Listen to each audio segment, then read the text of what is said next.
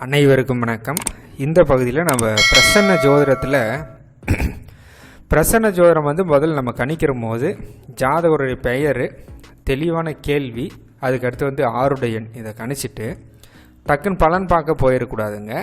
நம்ம என்ன கேள்விக்காக பிரசனத்தை கணிச்சிருக்கிறோமோ அந்த கேள்வி பிரசனத்தில் ரிஃப்ளெக்ட் பண்ணுதா, கேள்வி சரியாக தான் இருக்குதா அப்படின்றத செக் பண்ணிட்டு தான் நம்ம பிரசனத்துக்கான பதில் பார்க்க போகணும். பிரசனத்தில் கேள்வியெல்லாம் சரி அப்படின்ற மாதிரி வந்தால் தான் பதில் பார்க்க போகணும். சப்போஸ் கேள்வி எதுவுமே தொடர்பு படுத்தலை பிரசனத்தில் அப்படின்னா நம்ம இன்னொரு டைம் தான் பிரசனம் போட்டு பார்க்கணுங்க. அது ரொம்ப ஒரு மிக முக்கியமான ஒரு விஷயம். ஓகே, இப்போ பிரசனத்தில் கேள்வி சரியா அப்படின்னு பார்க்குறதுக்கு என்னென்ன ரூல் அப்படின்னா, பதில் பிரசனம் அப்படின்னாலே இதோடைய ஹீரோவே இந்த லக்னம் தான். இந்த லக்னத்துடைய டிகிரி, லக்னத்துடைய உபநட்சத்திரம் அப்படின்றத கொஞ்சம் பார்த்துக்குங்க.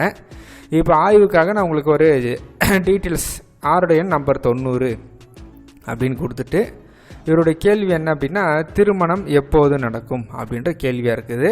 90க்கு லக்ன கடை, அதாவது சிம்ம ராசியில் 6 டிகிரியில் லக்னம் விழுந்திருக்குது. லக்னத்துடைய உபநட்சத்திரம் ராகுவாக இருக்குதுங்க. இப்போ பிரசன கேள்வி சரிதானா அப்படின்னு பார்க்கறதுக்கு ஃபஸ்ட்டு விஷயம், லக்னத்துடைய உபநட்சத்திரம் பார்க்க வேண்டிய வீட்டை குறிக்காட்டணும். இப்போ நம்ம திருமணத்தை பற்றி பேசுகிறோம் அப்படின்னா 2, 7, 11 தான் பார்க்க வேண்டிய வீடு. அதுவே ஒரு தொழிலை பற்றி பேசுகிறோம் அப்படின்னா 2, 6, 10, 11. அதுவே ஒரு வேலை கிடைக்குமான்னு கேட்டால் 2, 6, 11. அது மாதிரி என்ன கேள்விக்காக நம்ம பார்க்குறோமோ அந்த கேள்விக்கான பார்க்க வேண்டிய வீட்டை குறிக்காட்டணும் ஃபஸ்ட்டு விஷயம். அதுக்கடுத்து லக்னத்தில் எதனா ஒரு கிரகம் இருக்குன்னா அந்த கிரகமும் பார்க்க வேண்டிய வீட்டை குறிக்காட்டணும். லக்னத்தை எதனா ஒரு கிரகம் பார்வை செலுத்துது அப்படின்னா அந்த கிரகமும் பார்க்க வேண்டிய வீட்டை குறிக்காட்ட வேண்டும். அதுக்கடுத்து இன்னொரு விதி என்னென்னா, லக்னத்துடைய உபநட்சத்திரம் லக்னத்திலே இருக்குது அப்படின்னாலும் கேட்டிருக்கக்கூடிய கேள்வி சரி அப்படின்றத பார்க்கலாம். அதுக்கடுத்து பார்க்க வேண்டிய வீட்டில், இப்போ நம்ம திருமணத்தை பற்றி பேசுகிறோம் அப்படின்னா பார்க்க வேண்டிய வீடு 7வது வீடு இல்லையா, 2, 7, 11. அதில் பர்டிகுலராக 7வது வீட்டிலே சந்திரன் இருந்தாலும் கேட்டிருக்கக்கூடிய கேள்வி சரி. இதுதான் விதிங்க. மொத்தம் 5 விதி இருக்குது. இப்போ எக்ஸாம்பிளுக்கு இவர் திருமணம் சம்மந்தமாக கேட்டிருக்காரு. லக்னத்துடைய உபநட்சத்திரம் ராகுவாக இருக்குதுங்க. இந்த ராகு எங்கே இருக்குது அப்படின்னு பார்த்தோம்னா ஸ்ட்ரைட்டாக 7ஆம் பாவத்திலே டெபாசிட் ஆகிருக்குது. இது நல்லா நெத்தியடியாக கேள்வி ரிஃப்ளெக்ட் பண்ணுது.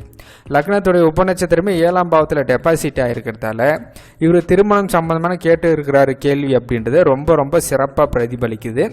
இப்படி கேள்வி அது சரியாக காட்டினாதான் நம்ம அடுத்து பதில் பார்க்க போகணும். சப்போஸ் கேள்வியே சரியாக வரலன்னா நம்ம இன்னொரு முறை பிரார்த்தனை பண்ணிவிட்டு அவருக்காக பிரசனம் போட்டு பார்க்கணும். நன்றி, வணக்கம்.